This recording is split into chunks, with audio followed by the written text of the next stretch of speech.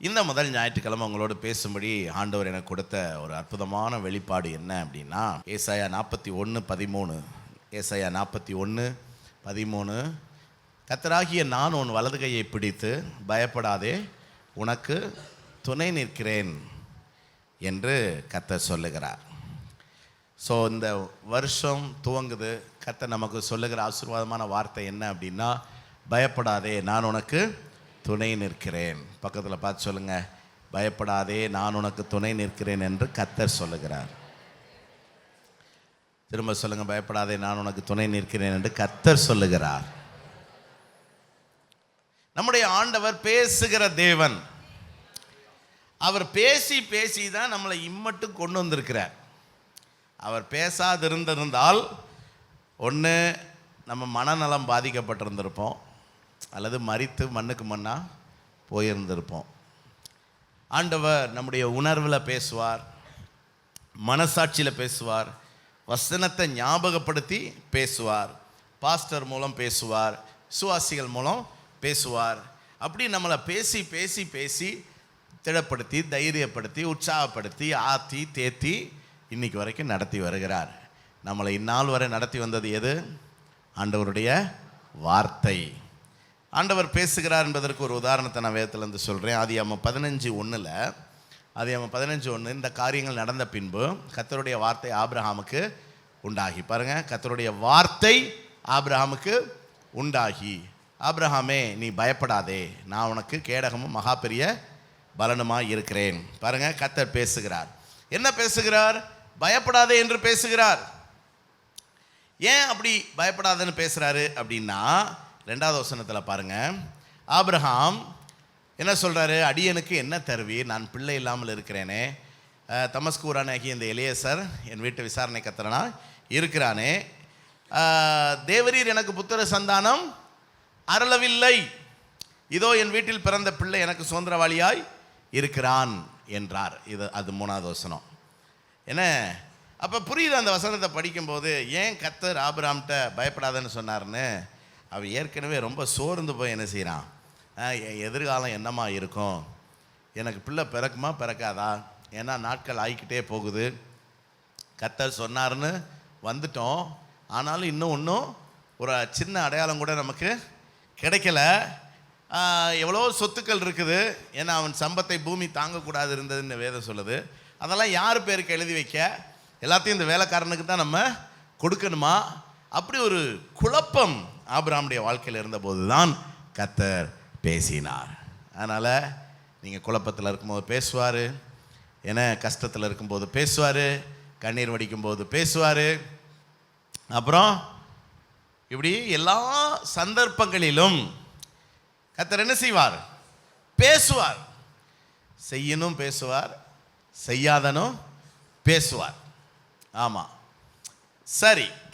இந்த புதிய வருடத்துக்குள் பிரவேசிக்கிற நம்மை பார்த்த ஆண்டவர் பயப்படாத, நான் உனக்கு துணை நிற்கிறேன்னு சொல்கிறாருன்னா என்ன அர்த்தம்? நம்ம நிலைமையும் ரொம்ப மோசமாக தான் இருக்குதுன்னு அர்த்தம். நம்ம வண்டியையும் ஆயில் சர்வீஸ்க்கு விட வேண்டிய நிலைமையில தான் இருக்குன்னு அர்த்தம். ஆமாம், நம்ம முழிக்கிற மொழியை பார்த்தாலே தெரியுதுல்ல என்ன.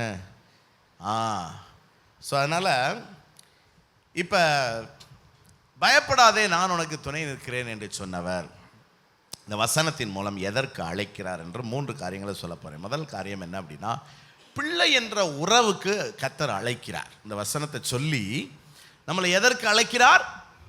பிள்ளை என்ற உறவுக்கு அழைக்கிறார். பயப்படாதே என்று சொல்லும்போது நாம் பயப்படுறோம்னு தானே அர்த்தம். ஏன்னா நம்ம இல்லை நான் பயப்படலை அப்படிலாம் என்ன செய்ய முடியாது, சொல்ல முடியாது. இந்த பயம் என்ற அந்த எதிர்மறையான உணர்வு, நெகட்டிவ் அந்த சென்ஸ் எப்போ முதல்ல வந்தது தெரியுமா? ஆதியாகமம் 3:10. ஆதியாகமம் 3:10, தேவரீர் நான் தேவரீருடைய சத்தத்தை கேட்டு நான் நிர்வாணியாக இருப்பதனால் பயந்து ஒளிந்து கொண்டேன். ஆதாம் ஏவாளை கர்த்தர் தன்னுடைய சாயலில் சிருஷ்டித்து தன்னுடைய பிள்ளையாய் ஏதேன் தோட்டத்தில் வைத்து அவர்களோடு கர்த்தர் உலாவினார், உறவாடினார். அந்த நாட்களில் ஆதாம் ஏவாளுக்கு பயமே இல்லை, பயம்ங்கிற உணர்வே இல்லை. ஏன்னா அந்த ஏதேன் தோட்டத்தில் எந்த ஆபத்தும் அவர்களுக்கு இல்லவே இல்லை. ஏன்னா தேவன் அவர்களோடு கூட இருந்தார். தேவன் யார்? தகப்பன். தகப்பனும் பிள்ளைகளுமாக வீட்டில் இருந்தார்கள். அந்த எவ்வளோ பெரிய ஏதேன் தோட்டத்தில் அவங்க பயம் இல்லாமல் இருந்ததுக்கு காரணம் என்னன்னா, தகப்பன் இருக்கிறார், இவர்கள் பிள்ளை என்கிற உணர்வோடு இருந்தாங்க. எப்பயுமே பிள்ளையா இருக்கிற வரைக்கும் எந்த பயமும் என்ன செய்யாது, இருக்காதுங்க. பிள்ளைகளுக்கு எந்த பயமும் இருக்காது, என்ன செய்வோங்கிற பதட்டம் இருக்காது, ஃபீஸ் கட்டணுமேங்கிற கவலை இருக்காது, அப்புறம் சாப்பாடு கிடைக்குமா கிடைக்காதாங்கிற கவலை இருக்காது. தைரியமாக பெற்றோட்ட எனக்கு அது வேணும் இது வேணும் அப்படின்னு கேட்குங்க. அப்பா அம்மாட்ட காசு பணம் இருக்காங்கிற அந்த ஒரு ஐடியாலஜிக்குள்ளே என்ன செய்ய மாட்டாங்க, உனக்கு இருந்தால் என்ன இல்லாட்டினா என்ன, எனக்கு நீ வாங்கி தருவ, ஏன்னா நீ என்மேல் அன்பு வைத்தாய் அதனால் நீ வாங்கி தருவாய் அப்படிங்கிற ஒரு அது ஒரு விதமான ஒரு உணர்வு, ஒரு ஃபீலிங். அதனால் இந்த பிள்ளைகள் அவ்வளோ நல்லா இருப்பாங்க, ஆரோக்கியமாக இருப்பாங்க, நல்ல ஒரு மனநிலையில் அவங்க இருப்பாங்க. அப்படி தான் ஆதாம் ஏவாள் இருந்தான். ஆனால் பாவம் அவர்களை அந்த பிள்ளைங்கிற ஸ்தானத்திலிருந்து தள்ளி அனாதை என்கிற இடத்துக்கு கொண்டு வந்துருச்சு. பிள்ளைங்கிற ஸ்தானத்தை அவன் இழந்து அனாதை என்கிற இடத்துக்கு வந்த உடனே தான் யாருடைய சத்தத்துக்கே அவன் பயப்பட ஆரம்பிச்சான், அப்பாவுடைய சத்தத்துக்கே அவன் பயப்பட ஆரம்பிச்சான். ஏன்னா அந்த அப்பாங்கிற அந்த உணர்வு அவனை விட்டு என்ன செஞ்சிருச்சு, போய் அவரை ஒரு எதிரியா அவன் உணர ஆரம்பிச்சான். பாருங்க, அவர் அப்பாவாகவே தான் இருக்கார். ஆனால் இவன் தன்னுடைய ஸ்தானத்தை இழந்து உணர்வை இழந்து அனாதைங்கிற இடத்துக்கு வந்ததுனால பயந்தான். இன்றைக்கும் பார்த்தீங்கன்னா மனிதனுக்கு கடவுள்னாலே ஒரு எதிர்மறையான பயம்தான் இருக்கு. புரியுதா? கடவுள் அப்படின்னா ஐயோ நான் அதை செய்யணும் இதை செய்யணும், இப்படி செய்யலைன்னா சாமி குத்தமாயிரும், இப்படி செய்யலைன்னா சாமி குத்தமாயிரும் ஞாபகம் அப்படிங்கிற அந்த ஒரு விதமான எதிர்மறை. ஆனால் அந்த அந்த அன்பு பாசம் இல்லை. கடவுள் அப்படின்ன உடனே ஒரு லவ் ஃபீலிங் என்ன செய்ய மாட்டேங்கி. இந்த பக்தி அப்படிங்கிறதெல்லாம் அது அது ஒரு விதமான ஆசீர்வாதத்தை சுதந்திரித்துக் கொள்ளுகிற யுக்தி, ஒரு ஸ்ட்ராட்டஜி தான். இந்த பக்தின்னு சொல்கிறாங்களே அதெல்லாம் என்னது, ஒரு இவரை எப்படி மடக்கி போடலாம் அப்படிங்கிற ஸ்ட்ராட்டஜி. ஆனால் கடவுள் அதுக்கெல்லாம் மடங்குற ஆள் கிடையாது. ஏன்னா இன்னொரு விதமாக இதை சிந்திப்போம். அநேகருக்கு ரட்சிப்புனால என்னென்னு புரியலை. நிறைய பேர் சபைக்கு வந்ததுனால ரட்சிக்கப்பட்டோம்னு நினச்சிக்கிட்டு இருக்கிறாங்க. ஆனால் ரட்சிப்புங்கிறது எவ்வளோ பெரிய ஸ்லாக்கியம் தெரியுமா? உபாகமம் 33:29 உபாகமம் 33:29 சொல்லுது, இஸ்ரவேலே நீ பாக்கியவான், கர்த்தரால் ரட்சிக்கப்பட்ட ஜனமே உனக்கு ஒப்பானவன். பாருங்க, ஐ ஆம் இன்கம்பேரபிள். பாருங்க, அப்படின்னா உனக்கு ஒப்பானவன் யாருன்னா அது என்ன ஒரு ஃபீல் பா, ஒரு கெத்துன்னு சொல்லுவாங்கல்ல, நான் ரட்சிக்கப்பட்டவன்டா. அது ஒரு உணர்வு,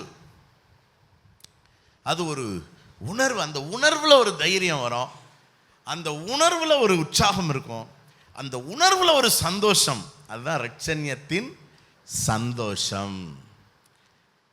அந்த உணர்வுல ஒரு பயங்கரமான விசுவாசம் இருக்கும். நான் யாரு? தேவனுடைய பிள்ளை. அதுதான் அந்த ரட்சிப்பு. இதை என்ன உங்களுக்கு எளிமையாக்குறேன். இந்த ரட்சிப்பை இளையகுமாரன் அப்பா வீட்டில் தான் இருந்தான். இளையகுமாரன் கதை தெரியும்னு நினைக்கிறேன், தெரிலன்னா பைபிள் படிங்க.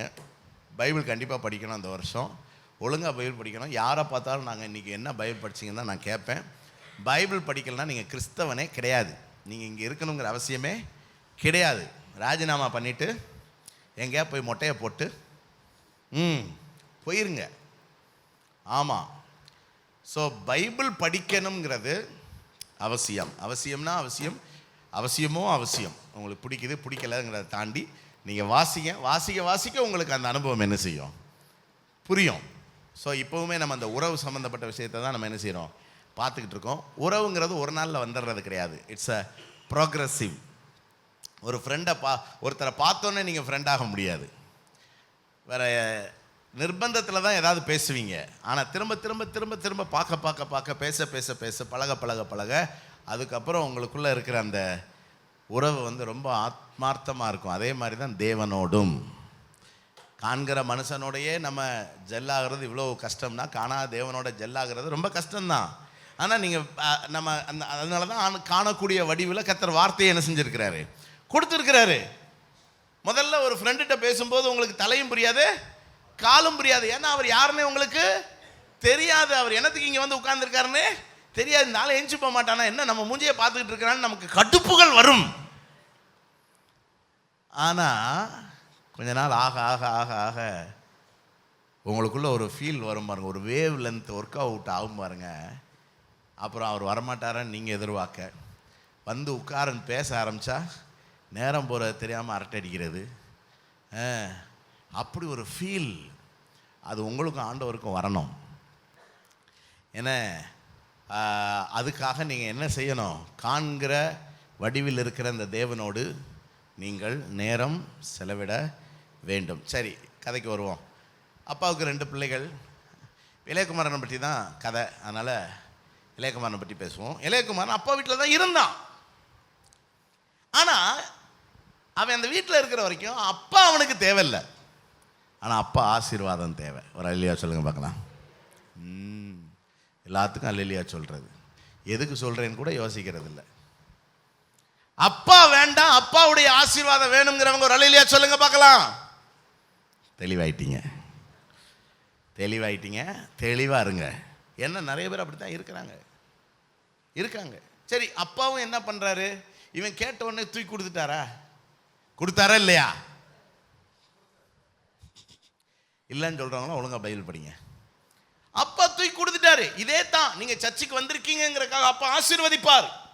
நீங்கள் ஜெபம் பண்ணுறீங்கிறக்காக கர்த்தர் ஆசீர்வதிப்பார். நீங்கள் ஊழியம் செய்கிறீங்கிறக்காக கர்த்தர் ஆசீர்வதிப்பார். கர்த்தருடைய ஊழியத்தை கொடுக்குறீங்கிறக்காக கர்த்தர் ஆசீர்வதிப்பார். ஆனால் உங்கள் நிலைப்பாடு என்ன? அப்பா வேணுமா, அப்பாவுடைய ஆசீர்வாதம் வேணுமா? பக்கத்தில் பார்த்து கேளுங்க, உனக்கு அப்பா வேணுமா, அப்பாவுடைய ஆசீர்வாதம் வேணுமான்னு கேளுங்க.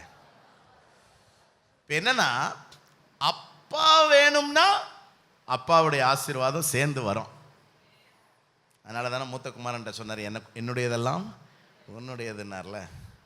ஆனால் அப்பாவுடைய ஆசீர்வாதம் வேணுங்கிறவங்களுக்கு அப்பா சேர்ந்து வரமாட்டார். பேக்கேஜ் எப்படி வருதுன்னு தெரியுதா உங்களுக்கு? அப்பாவுடைய ஆசீர்வாதம் வேணுங்கிறவங்களுக்கு அப்பாவுடைய ஆசீர்வாதம் மட்டும் கிடைக்கும். இவனுக்கு கிடைச்சதா இல்லையா? கிடைச்சதுங்க. அவன் வீட்டில் இருக்கும்போதும் கிடைச்சது, விட்டு வெளியே போகும்போதும் அவனுக்கு கிடைச்சது. ஆனால் அவனை பொறுத்தவரையில் என்னன்னா, எனக்கு அப்பா வேண்டாம். இன்னைக்கு நிறைய பேர் அப்படிதான் கிறிஸ்தவங்களா இருக்காங்க.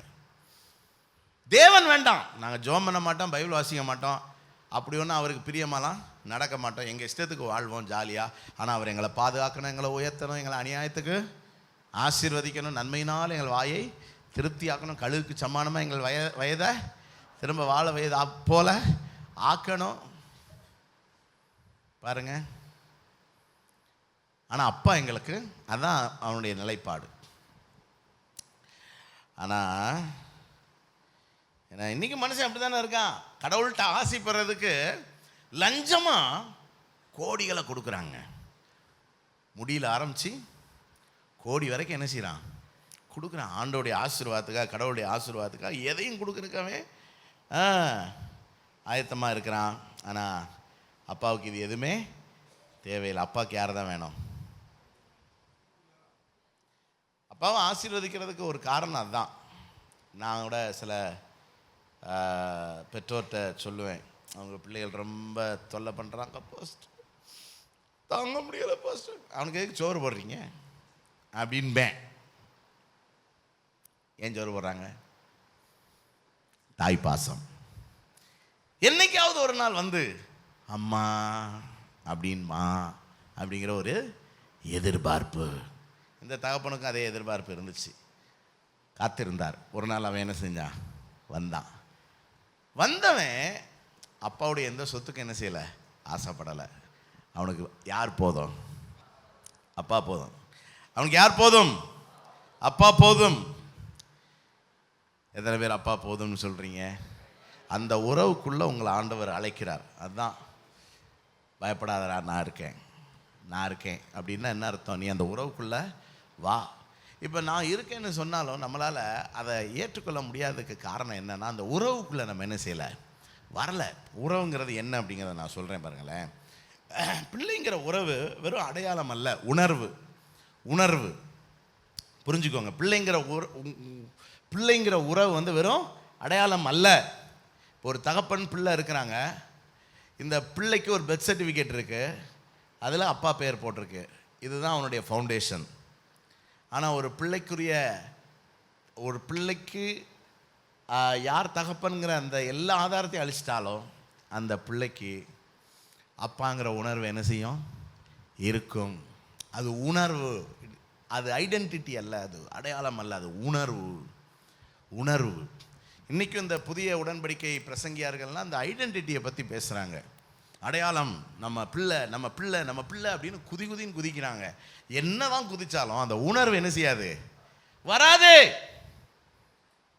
நான் சொல்கிறது புரியுதா உங்களுக்கு? இப்போ எங்கள் நெகேமியா இருக்கிறான். நீங்கள் யாராவது டேய் நான் உனக்கு அப்பாவாக இருந்து உனக்கு நல்லா செய்கிறேன்டா, வாடா கிரிக்கெட் பேட் வாங்கி தரேன்டா, ட்ரம்ஸ் வாங்கி தரேன்டா, டேய் உன்னை பைலட் ஆக்குறேன்டா அப்படின்னா போயிடுவாடா?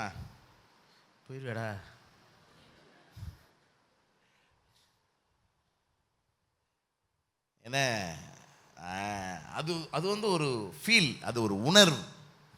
எப்படி வருதுங்கிறத பார்ப்போமே. 3 வசனம் சொல்கிறேன். 1 யோவான் 1:12 அவருடைய நாமத்தின் மேல் விசுவாசம் உள்ளவர்கள் அவரை ஏற்றுக்கொண்டவர்கள் எத்தனை பேர்களோ அத்தனை பேர்களும் தேவனுடைய பிள்ளைகளாக முடியும் அவர்களுக்கு அதிகாரம். ஸோ அதான் பெர்த் சர்டிஃபிகேட்டு. நீங்கள் அவரை ஏற்றுக்கொண்டீங்கனாலே உங்களுக்கு அவர் பெர்த் சர்டிஃபிகேட் கொடுத்துட்றாரு. என் பிள்ளடா, இதை வச்சுக்கோ, இதை நீ அடையாளமாக வச்சுக்கோ, இதுதான் அதிகாரப்பூர்வமான உனக்கு ஆதாரம். பாருங்கள், ஆண்டவர் எல்லாருக்குமே பெர்த் சர்டிஃபிகேட் கொடுத்துறாரு. பெர்த் சர்டிஃபிகேட் வாங்கணும், ஒரு ரயில்வே சொல்லுங்கள் பார்க்கலாம். ஞானசாரம் எடுத்தவங்களும் ஒரு ரயில்வே சொல்லுங்கள், அதான் உங்களுக்கு பெர்த் சர்டிஃபிகேட்டு. ஞானசாரம் சர்டிஃபிகேட் வச்சுருக்கீங்களா? இல்லாட்டினா வாங்கிக்கோங்க, அதான் உங்களுக்கு பெர்த் சர்டிஃபிகேட்டு. நீங்கள்லாம் ஏசப்பாவுடைய பிள்ளை, அது எல்லாத்துக்கும் ஆண்டவர் என்ன செஞ்சிடறாரு, கொடுத்துட்றாரு. அஃப்கோர்ஸ் நம்ம எல்லாம் ஆண்டவருடைய பிள்ளைகள் தான். ஓகே, அடுத்து 8:15 திரும்பவும் பயன்படுகிறதற்கு ரோமர் 8:15 அடிமைத்தனத்தின் ஆவியை பெறாமல் அப்பா பிதாவை என்று கூப்பிடத்தக்க பாருங்க அந்த ஸ்பிரிட்டு.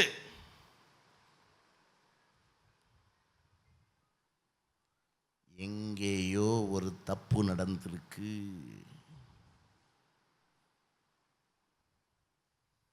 மூணு வசனத்துக்கு பதில் 2 வசனத்தையே 2 தடவை போட்டு வந்திருக்கேன். இதுக்கு தான் தூக்கத்தில் செய்தி எடுக்கக்கூடாதரா அப்படிங்கிறது. சரி, 2வது வேற எதையோ நான் யோசித்திருந்தேன். அது என்னது? ஞாபகம் அதானே இப்படியும். சரி, 2வது வசனம் வந்து நீங்கள் என்ன செஞ்சுக்கோங்கன்னா இதை எழுதிக்கோங்க. 8:15 பாருங்க. அந்தபடி பயப்படுவதற்கு அப்பா பிதாவின்னு கூப்பிட பண்ணுகிற புத்திர சுயார ஸ்பிரிட்டு அதுதான் நம்மளை இணைக்கும். புரியுதா? நான் ஏற்கனவே சொன்னேன்ல, அப்பா அப்படின்னா அது ஒரு ஸ்பிரிட்டு. ஏன்னா அவர் எவ்வளோ அடித்து துரத்துனாலும் என்ன செய்ய மாட்டாங்க, போக மாட்டாங்க. எத்தனை பேர் இந்த சபையில் என்னை ஆவிக்குரிய தகப்பனை ஏற்றுக்கொண்டிருக்கீங்க? அடித்தாலும் போக மாட்டோன்னு சொல்கிறவங்க வெளியிலே சொல்லுங்க பார்க்கலாம். திட்டினாலும் போக மாட்டேன்னு சொல்கிறவங்க வெளியிலே சொல்லுங்க பார்க்கலாம். நம்புற மாதிரியா இருக்கு.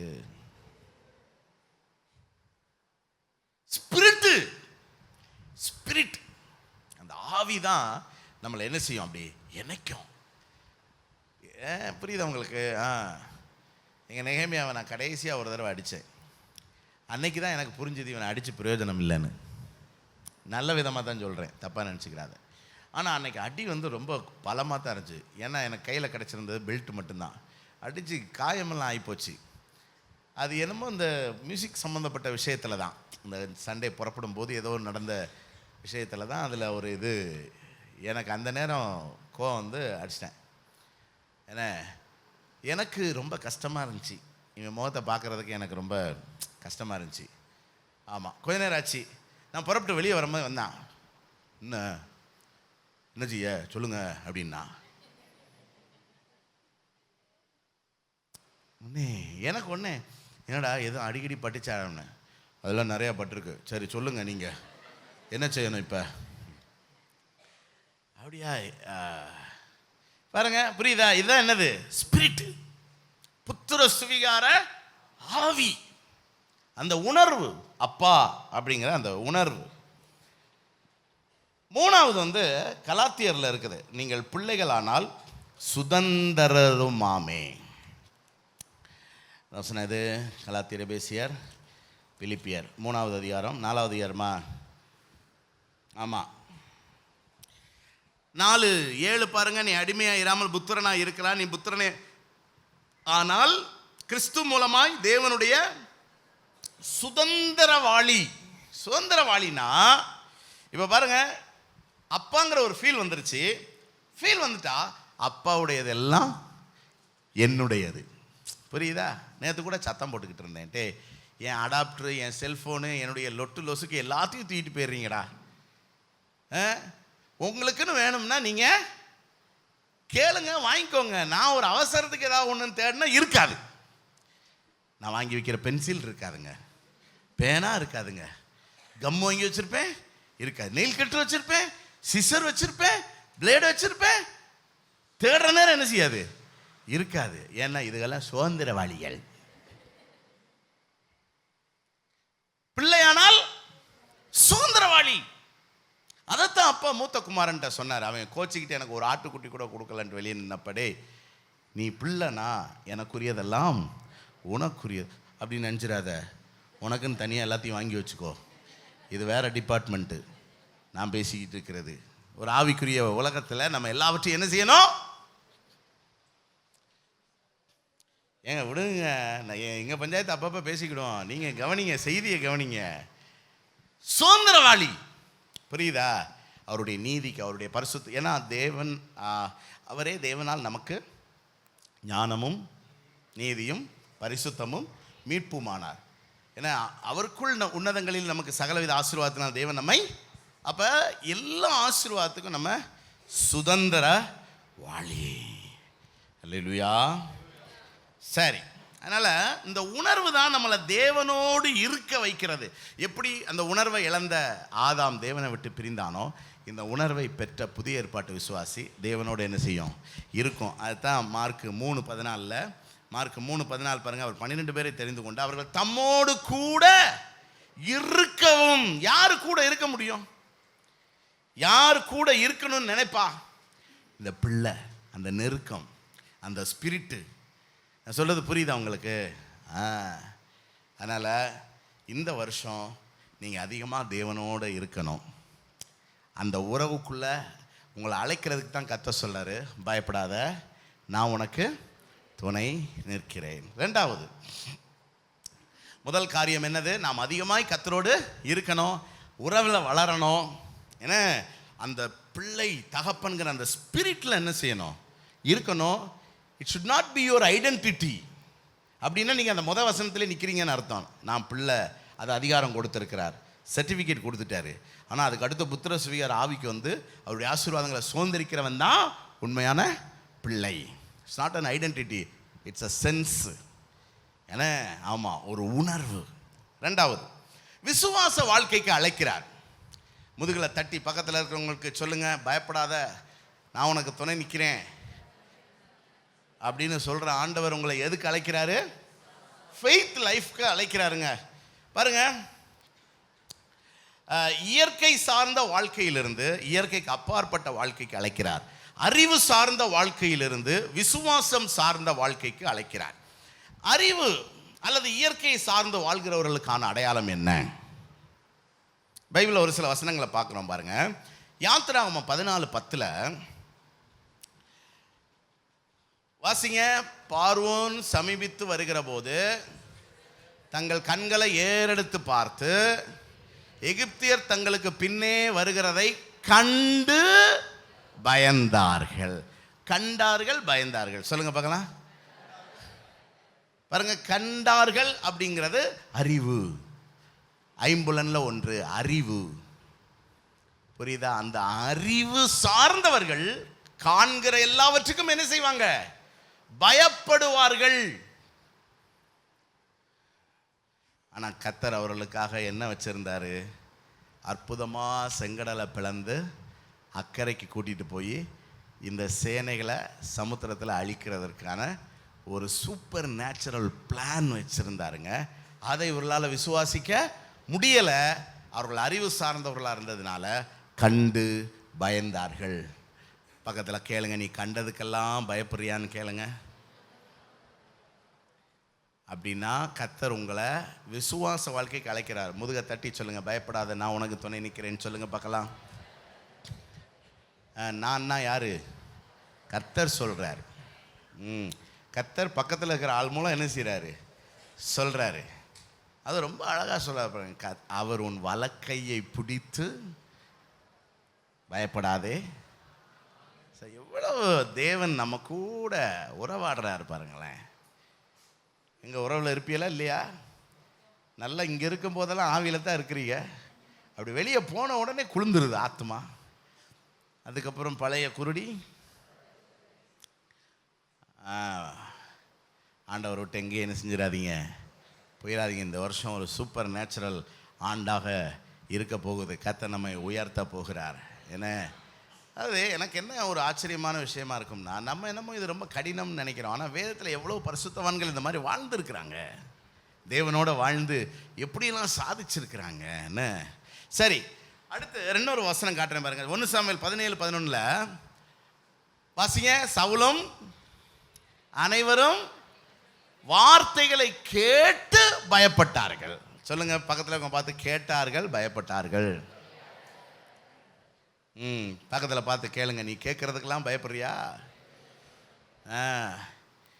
ஒரு செய்தியை கேட்டவுடனே நமக்கு பயமாயிரும். அதுலேயும் இப்போ ரொம்ப மோசங்க இந்த மீடியா. நீங்கள் பார்க்காதீங்க, ஒரே குப்பை தொட்டிங்க. ஒருத்தன் உப்பே போடாதங்கிறான், சீக்கிரம் செத்து போவங்கிறான். ஒருத்தன் உப்பு சாப்பிடாம இருந்தீங்கன்னா செத்து போயிடுவேங்கிறான். ஏய் போடணுமா போடக்கூடாதா?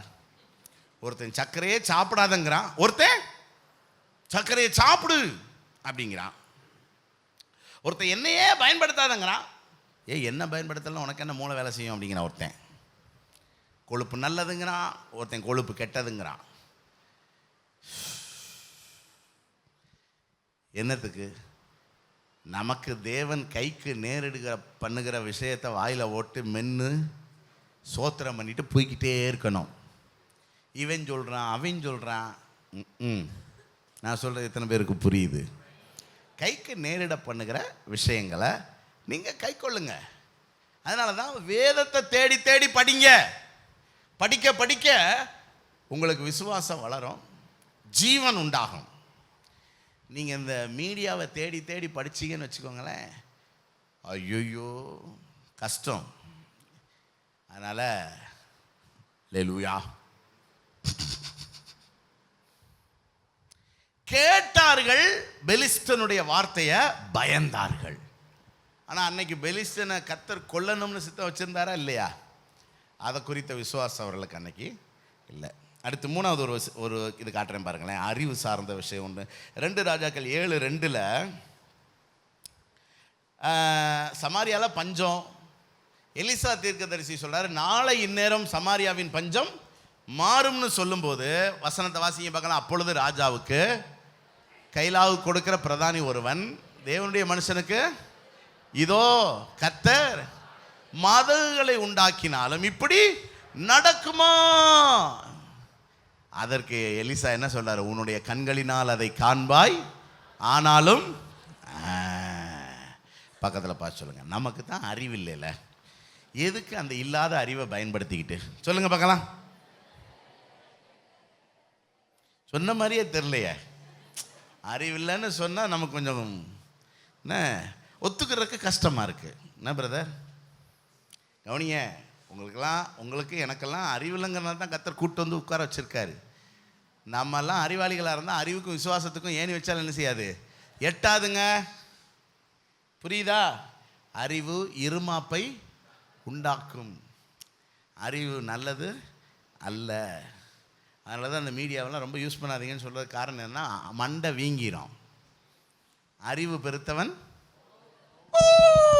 வந்துருச்சா, வசனம் வந்துருச்சா, வசனம் வந்துருச்சா, வசனம் வந்துருச்சா, எப்படியா கர்த்தர் கொண்டு வந்துடுறாரா? பாருங்க, நோவுன்னா என்னது? வியாதி, நோய். எவ்வளோக்கு எவ்வளோ மீடியாவை பார்த்து அறிவை வளர்க்குறீங்களோ அவ்வளோக்கு எவ்வளோ நோய் வரும். உங்களுக்கு மாத்திரையே இருக்காது. அப்படிதான் போய்கிட்டு இருக்கு. என்ன அதனால் சோத்திரத்தோடு புசித்தால் இந்த மாதிரி நல்ல வசனத்தெல்லாம் வச்சுக்க மாட்டீங்களா? ஞாபகத்தில் வச்சுக்க மாட்டீங்களா? அறிவு. இப்போ இவன் அறிவுபூர்வமாக யோசிக்கிறான் அந்த பிரதானி, ஆனால் அவனுக்கு விசுவாசம் இல்லை. அதனால் அடுத்த நாள் பஞ்சம் மாறிச்சு. எலிசா சொன்னபடியே அதை கண்டான், ஆனால் அதை புசிக்கலை. அதனால் விசுவாசம் இல்லைன்னா நமக்கு ஆசீர்வாதம் கிடையாது. இன்னொரு அறிவுபூர்வமான விஷயத்தை சொல்கிறேன் பாருங்களேன். லூக்கா 1:18. லூக்கா 1:18 வச்சுக்கிறான், டைம் ஆகுது. யோவான், யார் யோவான்ங்கிறேன் பாரு, சகரியா, எலிசபெத்து ரொம்ப வருஷமாக பிள்ளை இல்லை, வயசாயிருச்சு.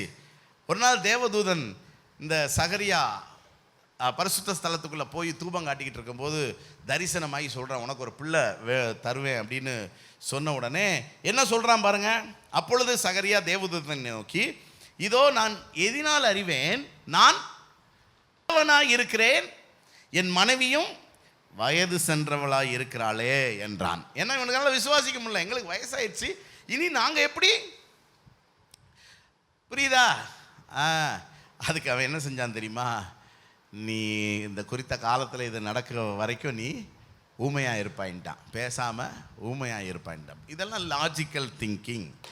லாஜிக்கல் திங்கிங் விசுவாசத்துக்கு ஒத்து வராது. அதே நேரம் விசுவாசித்து வாழ்கிறத பற்றி ஒரு 2 காரியம் சொல்கிறேன் பாருங்களேன். ஒன்று, தானியேல் 3:19 வாசிங்க. தானியேல் 3:19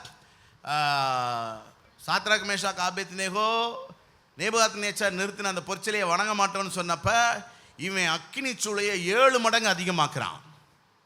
வாசிங்க பார்க்கலாம் அந்த வசனத்தை. அப்பொழுது நேபுகாத்நேச்சாருக்கு கடும் கோபம் உண்டு, சாத்ராக் மேஷாக் ஆபேத்நேகோ என்பவர்களுக்கு விரோதமாய் அவனுடைய முகம் சூளையை சாதாரணமாய் சூடாக்குவதை பார்க்கிலும், பாருங்க, கண்ணால அவங்க பார்க்குறாங்க, கண்டு பயப்பட்டாங்களா? அக்கினியை கண்டு பயப்பட்டாங்களா? நேபுகாத்நேச்சார் உள்ள தூக்கி போட்டுருவேன்னு சொல்றான். அந்த செய்தியை கேட்டு பயப்பட்டாங்களா? இல்ல. இவங்க உள்ள தூக்கி போட்டா என்ன ஆகும்? அக்கினியில என்ன ஆகும்? என்ன ஆகும்? எரிஞ்சு போவோம். ஏன் இவ்வளோ யோசிக்கிறீங்க? அக்கினியில என்ன ஆகும்? அதுதானே அறிவு. ஆனால் இவங்க அந்த அறிவுபூர்வமான சிந்தை இல்லை. யோசித்து பாருங்க, அறிவுக்கு அப்பாற்பட்ட ஒரு காரியம் நடந்துச்சா இல்லையா? எது அறிவு? தீக்குள்ளே போட்டால் எல்லாம் என்ன செய்யும்? எரியுங்கிறது அறிவு. ஆனால் இவங்க உள்ள போட்டா ஸ்விம்மிங் பூலில் நீந்துற மாதிரி என்ன செய்யறாங்க பாருங்க. இதான் இயற்கைக்கு அப்பாற்பட்ட வாழ்க்கைக்கு கர்த்தர் அழைக்கிறார். புரியுதா? இன்னும் ஒரே ஒரு காரியத்தை சொல்லிட்டு நான் அடுத்த குறிப்பு போறேன் பாருங்க. சிறைச்சாலையில் பேதுரு தூங்குறார். அப்போஸ்தலர் 12:6 பாருங்க. ஏரோது அவனை வெளியே கொண்டு வரும்படி குறித்திருந்த நாளுக்கு முந்தின நாள் இரவிலே பேதுரு 2 சங்கிலியினாலே கட்டப்பட்டு 2 சேவகர் நடுவே நித்திரை பண்ணி கொண்டிருந்தான். பாருங்க, இவனுக்கு சிறைச்சாலை கண்டு பயமா? இல்ல. நாளை இந்நேரம் இவன் செத்துருவான். ஏரோது ராஜா அடுத்த நாள் மரண தண்டனை வச்சிருக்கான். அந்த செய்தியை கேட்டு இவனுக்கு பயமா? இல்ல. இப்ப காவலர்கள் மத்தியில் இருக்கிறான், தப்பிச்சு போக முடியுமா? அப்போ இப்படிப்பட்ட ஒரு சூழ்நிலை நான் உங்களுக்கு சொல்கிறேன்னு வச்சுக்கோங்களேன். கவலைப்படாதீங்க பிரதர், ஆண்டவர் உங்களை காப்பாற்றுவார் அப்படின்னு சொன்னால் உடனே என்ன சொல்லுவோம்? யோ போயா லூஸு, ராஜா ஜட்ஜ்மெண்ட் எழுதிட்டான், இனி அதுக்கு பெயில் எடுக்கிறதுக்கு வாய்ப்பே இல்லை, நாள் முடிஞ்சு போச்சு. 2வது, காவலர்கள் எப்படி இருக்கிறாங்க? 4 காவல், ஒவ்வொரு காவலையும் 4 பேர் இருக்கான் காவலர்கள். எப்படி கர்த்தர் ரட்சிப்பார்? யோசிப்போமா இல்லையா? அறிவு அப்படித்தான் சொல்லும். அறிவு நம்மை பயமுறுத்தும். ஆனா பேதுருவுக்கு இது எதை பத்தியும் கவலை இல்லை, நிம்மதியா என்ன செய்றான்? என்ன பண்ணிட்டு இருந்தான் பேதுரு? தூங்குனான். பாருங்க, அப்ப உங்களுக்கு தூக்கம் வரலன்னா பிரச்சனை இருக்குன்னு அர்த்தம். ஏன்னா அறிவை ரொம்ப யூஸ் பண்ணாதீங்க. அறிவை ஆஃப் பண்ணிட்டு என்ன செய்யுங்க. அதனால தான் இந்த மாதிரி மனநோயாளிகளுக்கெல்லாம் என்ன கொடுக்குறாங்க? தூக்க மாத்திரையை கொடுக்குறாங்க. எதுக்கு தெரியுமா? அறிவை ஆஃப் பண்ணுறா. என்னமோ பெரிய அறிவாளி மாதிரி என்ன செய்கிற? அறிவை ஏதாவது கண்டுபிடிக்கிறதுக்கு யூஸ் பண்ணுங்க. அறிவை வச்சு ஏதாவது சம்பாதிக்கிறதுக்கு யூஸ் பண்ணுங்க. ஏன்னா நமக்கு வாழ்க்கைக்கு தேவை என்னது? விசுவாசம். வாழ்க்கைக்கு தேவை என்னது? சொல்லுங்க சத்தமா. விசுவாசம். விசுவாசம் 3 காரியத்தினால வரும். ஒன்று வேதம் வாசிக்கிறதுல வரும், 2வது அந்நிய பாஷை பேசும்போது வரும், 3வது சவால்களை சந்திக்கிறதுனால உங்களுக்குள்ள விசுவாசம் என்ன செய்யும்? வளரும். விசுவாசம் வளரும். ஆண்டவர்கிட்ட நல்லா ஜெபம் பண்ணுங்க. ஆண்டவரே, எனக்கு விசுவாசம் வளரட்டும். ஆண்டவரே, இந்த 2026 தரிசித்து நடவாமல் நம்ம எப்படி நடக்கணும்? விசுவாசித்து நடக்கணும். விசுவாசத்தினாலே அவர்கள் ராஜ்யங்களை ஜெயித்தார்கள், விசுவாசத்தினாலே சிங்கத்தின் வாயை கட்டினார்கள், விசுவாசத்தினால் அக்கினி உக்கதங்களை. விசுவாசம் இல்லாமல் தேவனுக்கு பிரியமாக இருப்பது கூடாத காரியம். எத்தனை பேர் விசுவாசிப்பீர்கள்? விசுவாசம் இருந்தால் பயம் இருக்காது, விசுவாசம் இருந்தால் சந்தேகம் இருக்காது, விசுவாசம் இருந்தால் மன உளைச்சல் இருக்காது, விசுவாசம் இருந்தால் மனச்சோர்வு வராது, விசுவாசம் இருந்தால் எந்த நெகட்டிவிட்டியும் இருக்காதுங்க. நல்லா புரிஞ்சுக்கோங்க, உங்களுக்குள்ள எந்த நெகட்டிவிட்டியும் இருக்காது. எப்போ? விசுவாசம் இருந்தால். நெகட்டிவிட்டி இருக்குதுன்னா விசுவாசம் இல்லைன்னு அர்த்தம். புரியுதா? நல்ல ஆவி இருந்துச்சுன்னா விசுவாசம் இருக்குன்னு அர்த்தம். எரிச்சல், கோபம் இதெல்லாம் இருந்துச்சுன்னா விசுவாசம் இல்லைன்னு அர்த்தம். ஏன்னா விசுவாசம் இருக்கிற இடத்துல இதெல்லாம் என்ன செய்யாது? இருக்காது. எத்தனை பேர் விசுவாசத்தை வளர்த்துக்கொள்ள போறீங்க? பக்கத்தில் உங்கள் முதுகை தட்டி சொல்லுங்கள், பயப்படாத, நான் உனக்கு துணை நிற்கிறேன். எதுக்காக கர்த்தர் அழைக்கிறார்? விசுவாச வாழ்க்கைக்கு. 3வது கடைசியா சாதிக்க அழைக்கிறார். பக்கத்தில் இருக்கிறவங்கள திரும்ப கையை முதுகை தட்டி சொல்லுங்கள், பயப்படாத, நான் உனக்கு துணை நிற்கிறேன். யாரு சொல்றது? யாரு பாருங்க. ஒரு காவல்துறை அதிகாரி நமக்கு துணையா இருக்கிறார்னா எப்படி இருக்கும்? ஒரு அமைச்சர் நம்ம பக்கத்தில் இருக்கிறார், நமக்கு துணையா இருக்கிறார். ஆமாம், கட்சி நமக்கு ஆதரவாக இருக்குது, துணையாக இருக்குது. ஒரு பெரிய பணக்காரர் நமக்கு துணையாக இருக்கிறாருன்னா நமக்கு எப்படி இருக்கும்? அந்த ஃபீல் கொஞ்சம் யோசிச்சு பாருங்க. இப்போ உனக்கு துணையாக இருக்கிறேன்னு சொல்கிறது யாரு? புரியுதா? கவனிங்க.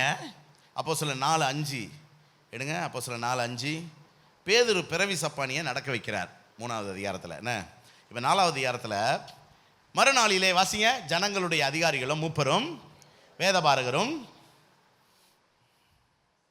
பிரதான ஆசாரியனாகிய அன்னாவும் யோவானும் அலெக்சந்தரும் குடும்பத்தார் யாவரும் எருசலேமிலே கூட்டம் கூடி அவர்களை நடுவில் நிறுத்தி, அதாவது எவ்வளோ பேர் கூடியிருக்கான் பாருங்க, அவ்வளோ பேரும் கூடி நடுவில் நிறுத்தி, நீங்கள் எந்த வல்லமையினால் எந்த நாமத்தினால் இதை செய்தீர்கள்.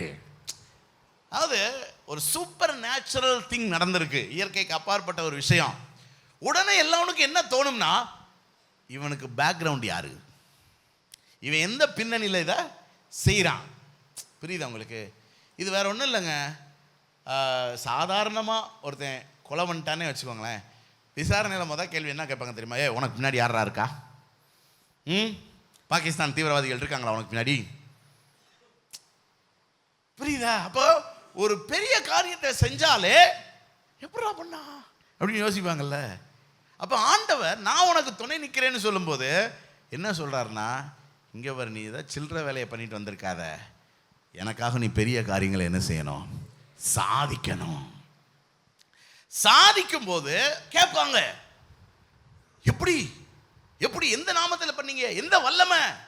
பேதுருட்ட கேட்டாங்க, எப்படியா பிறவி சப்பானியை நடக்க வச்ச? பாருங்க, இயற்கையா ஒரு மனுஷன் இதை செய்ய முடியாது. அப்படிதான் உலகம் யார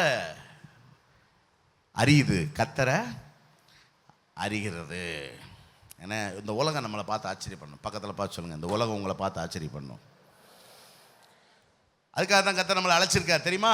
1 கொரிந்தியர் 1:26 - 28 வரைக்கும் வாசித்து பார்த்தீங்கன்னா, எப்படி என்னை சகோதரரை நீங்கள் அழைக்கப்பட்ட அழைப்பை பாருங்கள். மாம்சத்தின்படி ஞானிகள் இல்லை, வல்லவர்கள் இல்லை, பிரபுக்கள் இல்லை. ஞானிகளை வெட்கப்படுத்தும்படி தேவன் உலகத்தில் பைத்தியமானவைகளை தெரிந்து கொண்டார், பலமுள்ளவைகளை வெட்கப்படுத்தும்படி தேவன் பலவீனமானவைகளை தெரிந்து கொண்டார், உள்ளவைகளை அவமாக்கும்படி உலகத்தில் இழிவானவைகளையும் அற்பமாக எண்ணப்பட்டவைகளையும் இல்லாதவைகளையும் தேவன் தெரிந்து கொண்டார். இதில் 3 காரியம் இருக்குது. ஒன்று என்ன தெரியுங்க? கவனிங்க, நல்லா கவனிங்க.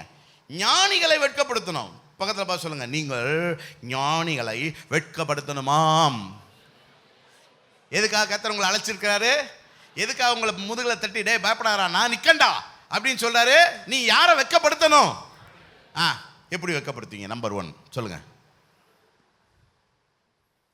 படிப்பு. நீங்க நல்லா படிச்சீங்கன்னா யாரை வெட்கப்படுத்துவீங்க? ஆனால் நமக்கும் படிப்புக்கும் சம்மந்தம் இல்லை. அதனால தான் வேதம் சொல்லுது, நீ ஒரு பைத்தியம், உனக்கு அறிவு கிடையாது. உன்னைய நான் எதுக்கு அழைச்சிருக்கேன் தெரியுமா? அறிவில்லாதவன எப்படா படித்தான்? அப்போ இப்போ நீங்கள் 1ஆம் ரேங்க் எடுத்தீங்கன்னா உங்களை திரும்பி பார்க்குறவன் யார் தெரியுமா? கடைசி ரேங்க் எடுக்கிறவன் கிடையாது. அவன் டேய் மாப்பிள்ளை எப்படா எனக்கும் சொல்லித்தாடா அப்படிலாம் சொல்ல மாட்டான். அவன் கடைசி ரேங்கில் தான் இருப்பான். எவன் திரும்பி பார்ப்பான் தெரியுமா? ஃபர்ஸ்ட் ரேங்க் எடுக்கிறவன் தான். எப்படா பாருங்க. அப்போ ஆண்டவர் நீ ஞானியை வெட்கப்படுத்தணும்னு சொல்லும்போது எப்படி நீங்கள் வெட்கப்படுத்தலாம் சொல்லுங்க? நம்பர் 1,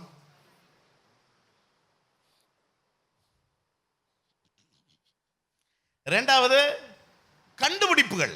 நீங்கள் ஏதாவது ஒன்று கண்டுபிடிச்சிங்கன்னு வச்சுக்கோங்களேன், பக்கத்துட்டு வரீங்களா, அந்த பிள்ளைக்கு எப்படி அறிவு பாரு, பேக்கு மாதிரி தெரியும், இந்த பைபிளை தூக்கிட்டு ஒழுங்காக முடி கூட செய்ய தெரியாது, சீவ தெரியாது.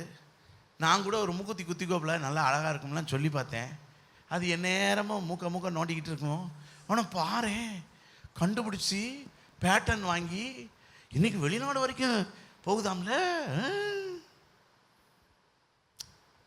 சரி, வேற எப்படி ஞானிகளை எப்படி வெட்கப்படுத்துறது? கலை, ஆர்ட்ஸ், கலையில் இதெல்லாம் இருக்குது. ஓவியம், இசை, பாடல், வேற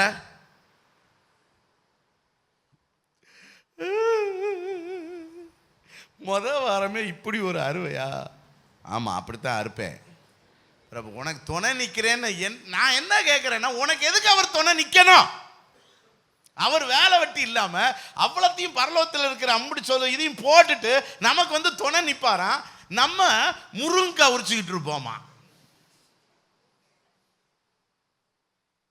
அந்த முருங்காயை விற்று நீ சம்பாதிச்சிருக்கலாம்ல. அம்புட்டையும் ஜூஸ் போட்டு குடிச்சிட்டு.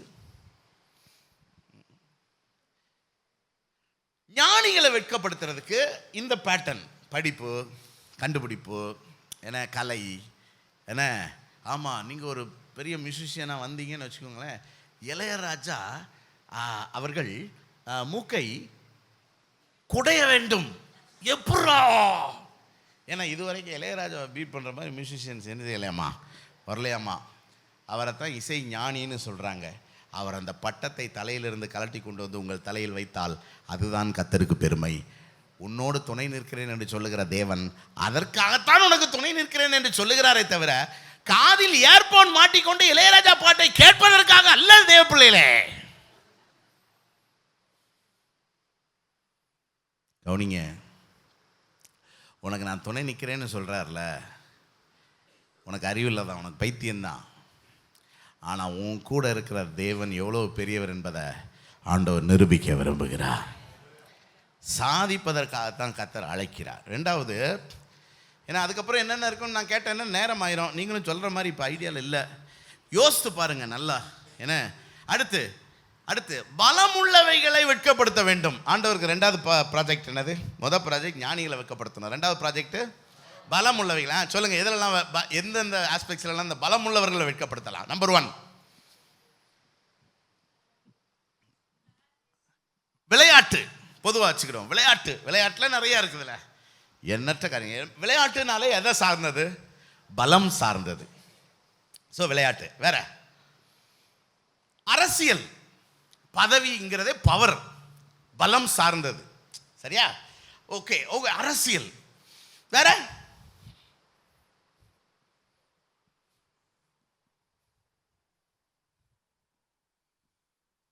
அவ்வளோதானா? சரி, யோசிங்க. என்ன எப்படி பலம் உள்ளவர்கள் இருக்கலாம், யாரெல்லாம் பலசாலிகள் அப்படிங்கிறத யோசிக்கணும். யாரெல்லாம் பவரில் இருக்கா அப்படின்னு யோசித்து நீங்கள் அவங்கள எப்படிலாம் பீட் பண்ணலாங்கிறத கொஞ்சம் சிந்திங்க.